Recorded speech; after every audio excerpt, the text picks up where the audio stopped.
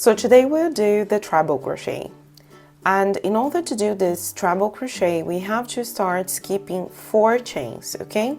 So we skip 1, 2, 3, 4 and insert the hook in the 5th chain, okay?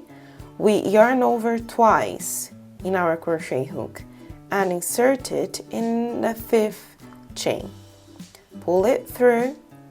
As you see, we have 4 loops in our crochet hook. What we'll do now is yarn over and pass it through the first 2.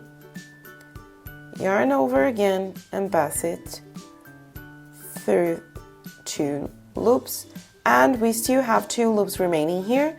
Yarn over and pass it through both loops. As you can see, this stitch is very long. We did this procedure of yarn over and pass it through both loops 3 times. And the reason why we had to skip the chains in the beginning is to create this high, okay, for the stitch. So let's do it once again. We yarn over twice in the hook, insert in the next stitch now, pull it through. We have 4 loops in our crochet hook. Yarn over, pass it through 2 loops. Yarn over, pass it through both loops. Still have 2 loops remaining. Yarn over again, 2 loops. See? Here we have 2 treble crochets, and this first one here is just the chains that we had to do in order to create the height for this stitch. Let's do it one more time together.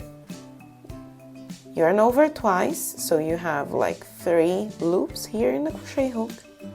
Insert in the next one, pull it through, yarn over, pass it through 2 loops, yarn over again, pass it through 2 loops, yarn over again, and you finish.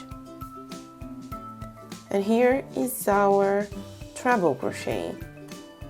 Okay, so I finished the row here just because I wanted to show you the importance of skipping the stitches, the chains in the beginning.